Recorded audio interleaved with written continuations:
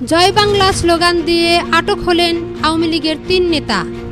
মহান স্বাধীনতা দিবসে সাভারের জাতীয় স্মৃতিসৌধে জয় বাংলা স্লোগান দিয়ে ঝটিকা মিছিল করেছেন আওয়ামী লীগের কয়েকজন নেতাকর্মী। এ সময় ঘটনাস্থল থেকে ৩ জনকে আটক করে পুলিশে দিয়েছে উপস্থিত জনতা।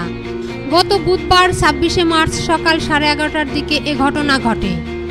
পুলিশ জানায়, বেলা 11টার দিকে মুক্তিযোদ্ধা সংসদের পতাকা নিয়ে কয়েকজন শহীদ বেদিতে শ্রদ্ধা নিবেদন করেন। পরে ফেরার সময় তারা জয় বাংলা জয় বঙ্গবন্ধু স্লোগান দেন। এ সময় উপস্থিত জনতা তাদের ধাওয়া করে।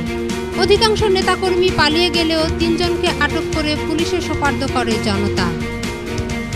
আটককৃতরা হলেন মুক্তিযোদ্ধা সংসদ সন্তান কমান্ডো কেন্দ্রীয় কমিটির সাধারণ সম্পাদক ৪৭ বছর বয়সী সেলিম রেজা, সাংগঠনিক সম্পাদক ৫০ বছর বয়সী শহীদুল ইসলাম ও ঢাকার আশুলিয়া থানার দক্ষিণ গাজীরচর শেরে আলী মার্কেট এলাকার ৪১ বছর বয়সী সোহেল পারভেজ। সোহেল পারভেজ সাভারের সাবেক এমপি মোহাম্মদ সাইফুল ইসলামের ঘনিষ্ঠজন বলে জানা গেছে। ঢাকা জেলার অতিরিক্ত police super Savar circle Shahinur Kabir ৩ জনকে আটকের বিষয়টি নিশ্চিত করে বলেন, অস্থিতিশীল পরিস্থিতি তৈরির সময় ৩ জনকে আটক করা হয়েছে।